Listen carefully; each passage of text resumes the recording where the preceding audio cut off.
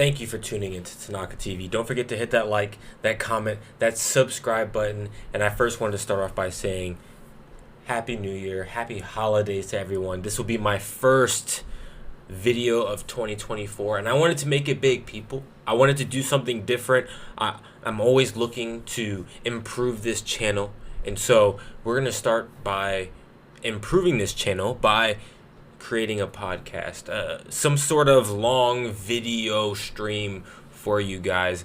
And yeah, like I said, happy holidays, happy new year. I hope everyone has been enjoying their time with their loved ones, and we're gonna get right into it. The first thing that I wanted to talk to you guys about was the earthquake that happened here in Japan. I don't know if all of you know, or if some of you, I don't know how many people know this, but I've been living in Japan for the last about 9 months or so. I actually think today or yesterday marked my 9th month here in Japan. And I know a lot of my family members have been calling me and texting me and making sure that I'm okay as far as what happened with the earthquake here in Japan. The earthquake that happened was a 7.5, which is absolutely it's absolutely a big earthquake. It's not to be messed with or understated. That I think that a 7.5, and any of you who are familiar with the magnitude scale of what earthquakes bring, that a 7.5 for earthquakes is huge. Now, this earthquake happened on the west coast side of Japan. I happen to live on the east coast, along the east coast side of Japan, and so we didn't feel it as much. We did feel tremors. We did feel some shakeage on this side. I live in Sendai, Japan, and so Sendai, Japan is known for having big earthquakes, people. When that earthquake that happened in 2011, it happened in the Tohoku area. This current earthquake that happened about a day, I think it marks about a day and a half ago, was in the Ishikawa region or area, and that's fairly far from where I live. Now, we did feel about a 3.5 as far as what the earthquake scale presents, and so we didn't feel too much. What I felt was, like I said, tremors. I was in a restaurant when it happened, and you did see the pictures around was shaking, and you definitely felt it. But as far as anything that felt out of the norm from what I've felt as far as being here in Japan, it wasn't outside of the norm. Since I've been in Japan, I have experienced quite a bit of tremors. Now, you'd be lucky. You would be very, very lucky to be here within a month and not feel any sort of tremor or anything of that nature. I've felt, now, like I said, I've been here for about 9 months, and I have felt probably 10 minor earthquakes, probably about, if you calculate that to about 1 every month. There has been a week where I have felt like 3 in 1 week, and it's pretty normal for the Japanese people. There are a lot of Japanese people who are normalized to the feel of earthquakes, which is insane to me. I come from the East Coast of America, and the East Coast of America does not experience many earthquakes at all. I did experience that one in Virginia. I don't know if you guys remember that. I don't remember exactly what year that was, but there was an earthquake that happened in Virginia, and if you don't recall, it cracked the Washington Monument, and that was a big deal for us. We weren't used to earthquakes, and I know that people on the west coast of America are a bit more accustomed to earthquakes. You've probably experienced earthquakes if you've been living in California or along the west coast for for quite some time. But on the East Coast, from where I come from, we don't experience earthquakes at all. We're not even slightly prepared for that kind of situation. But being in Japan, I've experienced more earthquakes than I'd say that I was even expecting. I knew coming to Japan that earthquakes were common here, but I didn't know that it was as common as it is, because of course you're not going to hear on the news that earthquakes happen here every week or so. You're just not going to see it being publicly announced every time we feel a tremor or anything like that. But it does happen quite often out here, and I've felt quite a bit. And so I wish the people the best of luck. I know there have been a few to multiple fatalities that have gone on in Ishikawa.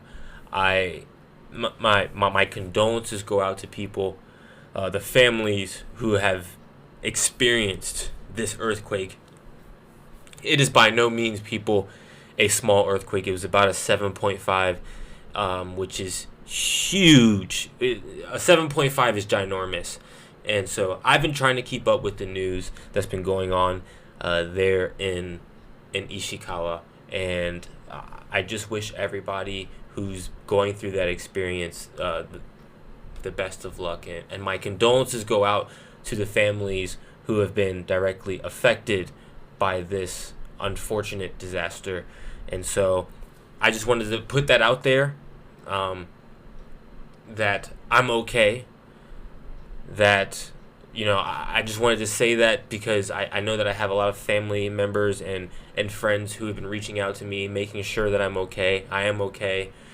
And we're gonna get right into this podcast, though, people. I just wanted to start off with that. The next thing I wanted to talk about was Conor McGregor just announced that he will be fighting next year. He will be fighting against Michael Chandler. Now, the thing that stood out to me the most was that he'll be fighting Michael Chandler not at 155, people. He'll be fighting Michael Chandler at 185. And the first thoughts that came to mind were that the last time we saw Conor McGregor fight at a heavier weight outside of 155 was at, I think, 170 against Nate Diaz. And he lost that fight. I mean, those who keep up with Conor McGregor might remember that Conor McGregor looked pretty good. I mean, he looked decent. I don't think that his first fight would have been ideal against somebody who poses the threats that Nate Diaz brings to the fights. Nate Diaz is someone who comes and he brings the fight every single time, and he's a cardio monster, and I don't think that that's somebody who would be ideal for Conor McGregor moving up in weight and fighting somebody like Nate Diaz.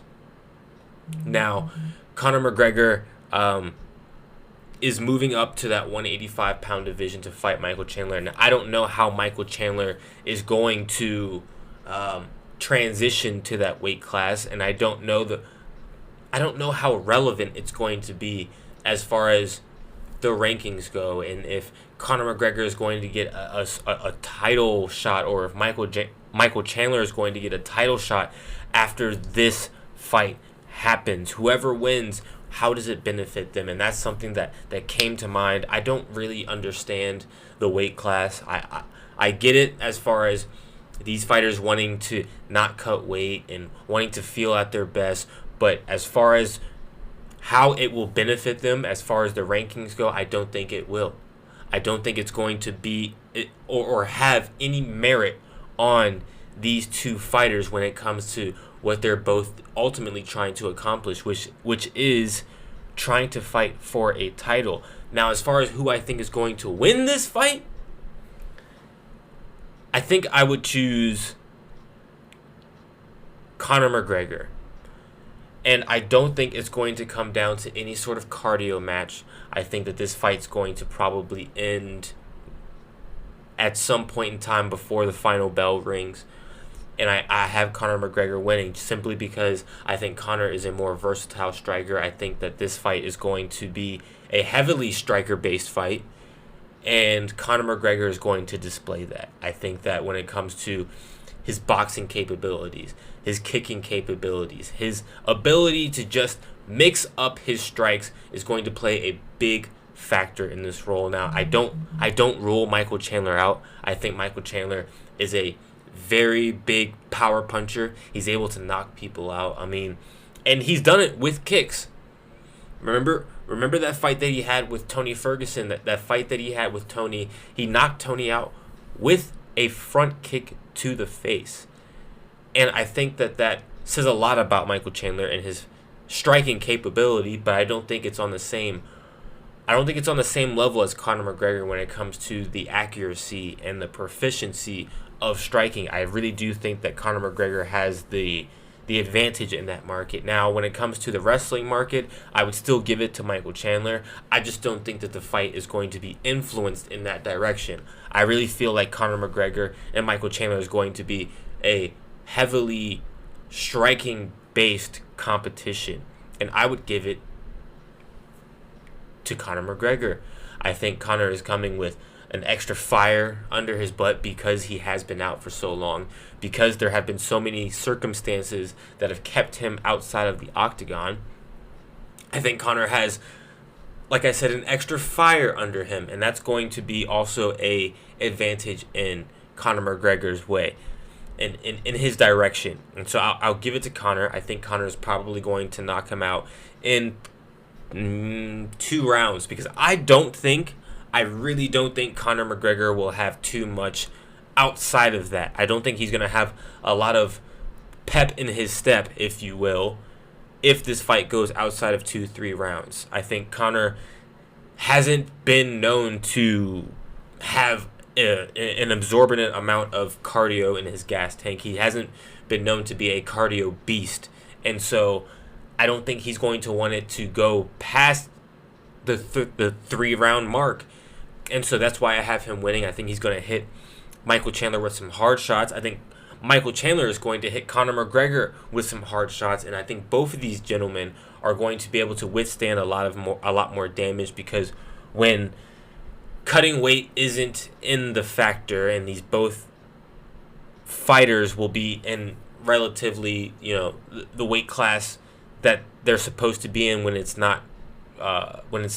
doesn't deal with cutting weight, they're going to be able to withstand more shots. They're going to be more durable. And I think it's going to benefit Conor McGregor more. So I will give it to Conor McGregor inside 3 rounds. And that's how I see it going. If I had to be Michael Chandler's coach, on the flip side, I would say grapple, wrestle him, make him tired, make him feel your weight, that 185 pounds, make him work, and try to get him, to grapple you and eliminate and relieve some of that power pressure that Conor McGregor is going to bring to you. But I think that Michael Chandler is going to go in and he's going to think that he can knock Conor McGregor out because of the added power that Michael Chandler will probably bring, being that he's going to be, 30 pounds heavier than his normal fight weight. I don't know how heavy Michael Chandler has fought in the past. I know that 155 is his typical weight class, but adding 30 pounds is going to positively and can possibly negatively affect you.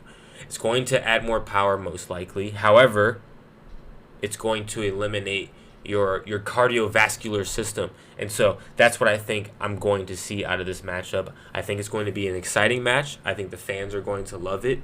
I think it's going to be very entertaining. However, I don't think we're going to see the optimal performance from these fighters. I think that Conor McGregor will not be at his optimal self. I don't think Michael Chandler will be either. And so that's why I think that this fight won't go the distance. I'd be very, very, very surprised if this fight goes the distance. So I give it to Conor McGregor. And of course he made a big announcement out of it. as he should. He's one of the best promoters, if not the best promoters in the UFC, and so he was able to make it a big announcement. And so that's what I've got for you guys when it comes to that matchup. I was very surprised that they're going to be fighting at 185, and so I think we'll be seeing that sometime in the summer. And so a part of this podcast, a part of also what I wanted to bring to you guys are some personal notes, so some personal stories to you guys. And the story I have for you guys today, and I don't know if this will be a hard transition, but I have a feeling it will be, but this is my first podcast, people. So please, like, give me a little break.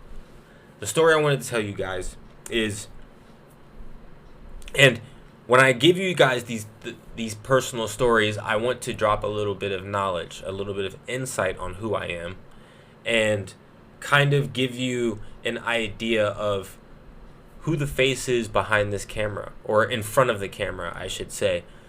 So, a story I wanted to tell you guys, and some knowledge I wanted to drop to you guys, is that when I was about 18, this was on my 18th birthday, I'm 28, going up on 29 next month.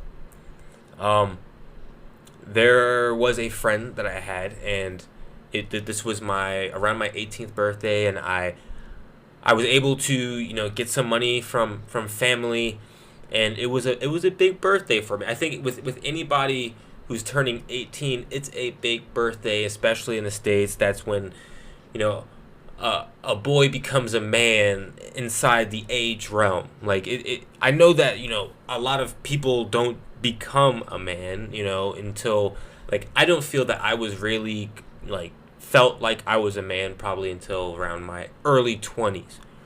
But when it comes to tradition, 18 is that age when a boy isn't seen as a boy anymore. He's seen as a man.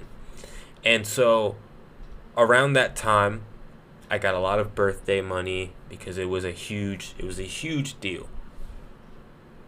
And so I had a friend who was going through some hard times in his own life, in his own home, and he needed some money. Now, what did he need money for, people? I don't know. I didn't ask. I wasn't the kind of person to go into detail. All I knew was that he was going through some hard times.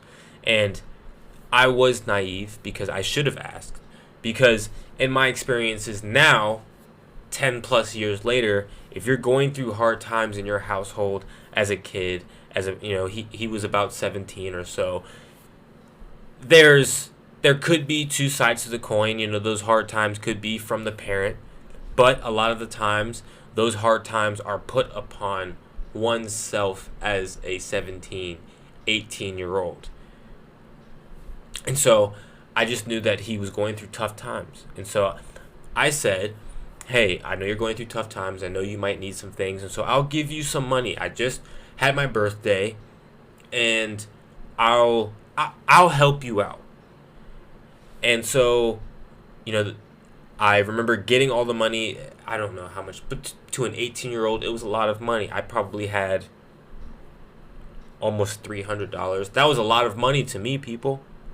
That was a lot of money, and I think to a lot of kids that would be a lot of money. And so I remember getting $300, collecting it from all the birthday presents I had from family. And I remember before school putting that money on my dresser.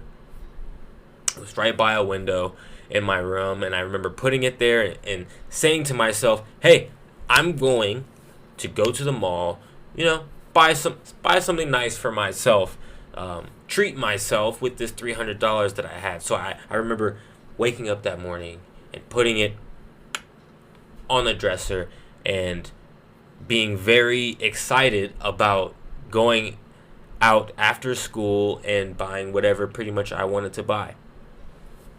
I remember coming home that day and the money being gone. Now, like I said, I remember till this day making that mental note of where I put it, how I put it there, and pretty much how much money I had, and it was not there.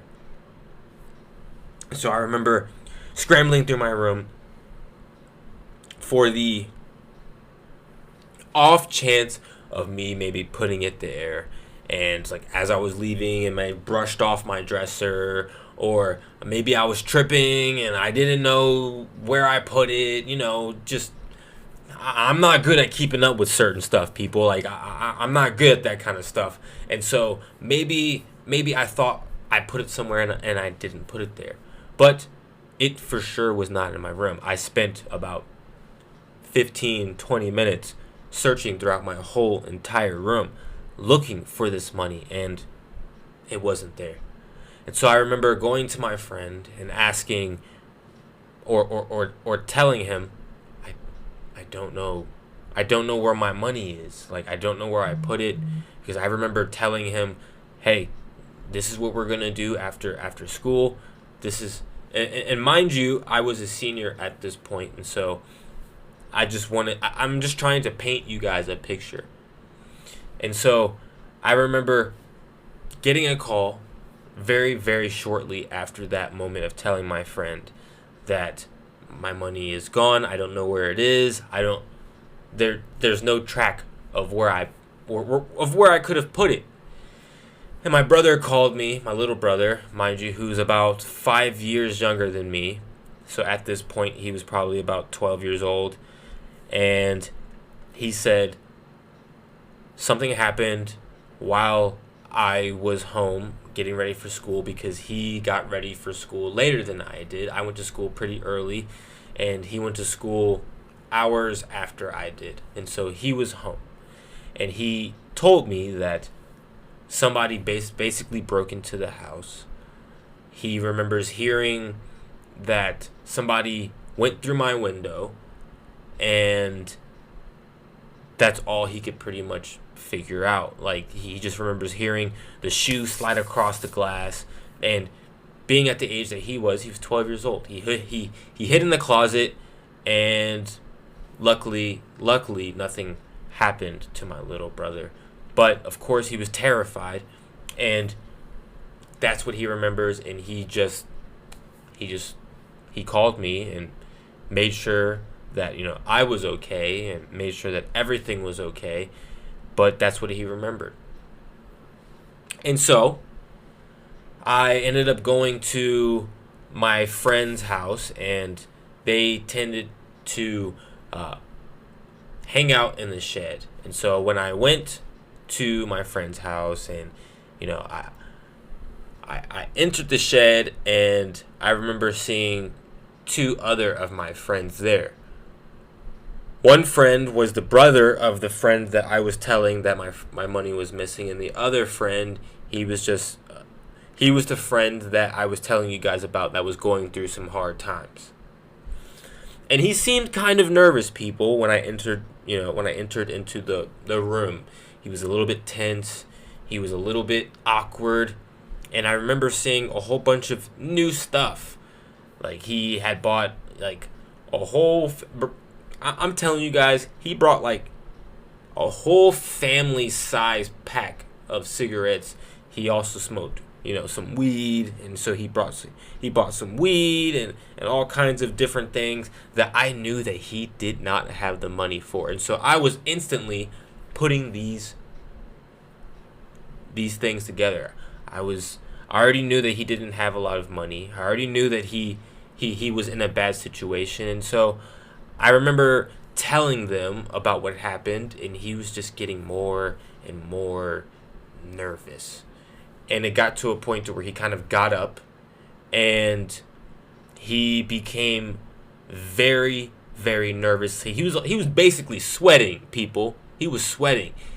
And he got up and was about to dash out. Like, he was about to run.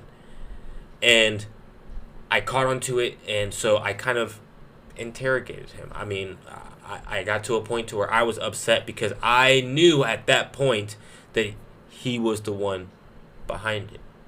And so I got really upset, and I got to a point to where I was trying to beat the living hell out of him. I got to a point to where I had just had enough, because I knew it was him.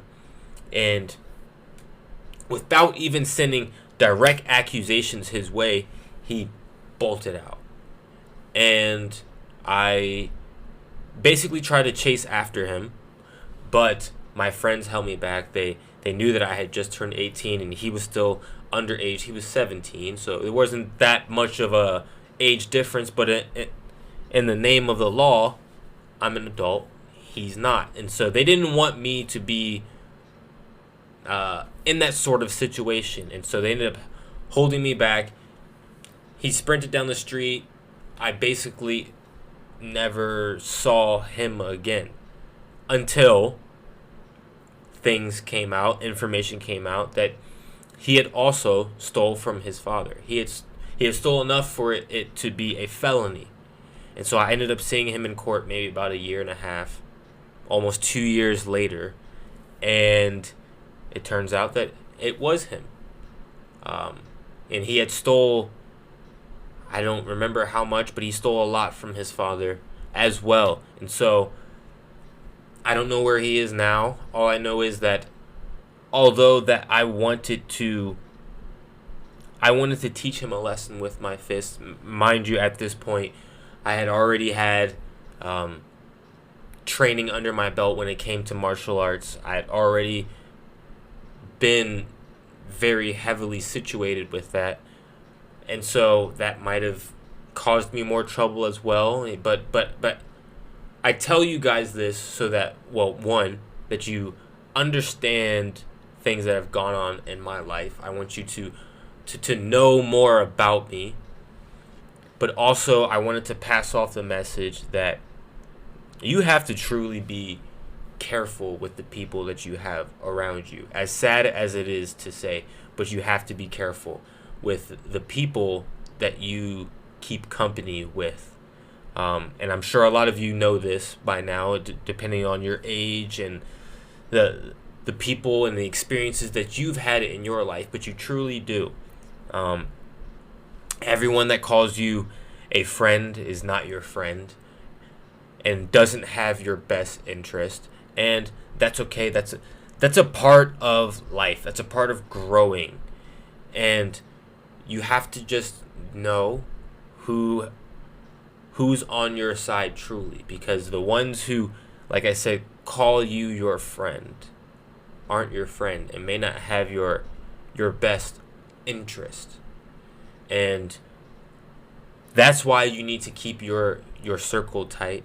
I think we live in an age where everybody wants to know everybody. Everybody wants to be around everyone, and I don't think that is the best case. And I understand we live in a social media era, and it definitely pays to know a lot of people.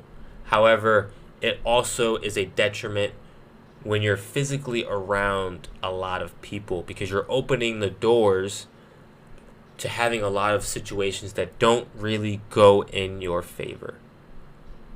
And so I say it's okay to know a lot. It's okay to know a lot of different people.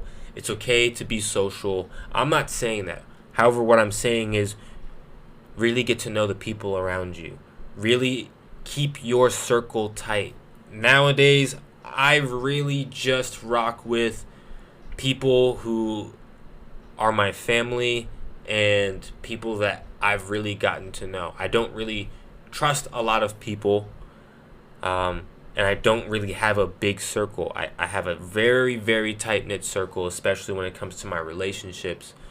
Right now I'm at the time in my life where I'm trying to develop really close relationships when it comes to like my romantic relationship and my family. Those are the things that really, really mean the most to me. And so and I don't mind that. I don't mind keeping my circle that tight. I have a couple of best friends that are in the United States, but outside of that, that's about it. And so if I have people who are watching this who are younger than me, who haven't gone through experiences like that, this is my message to you guys.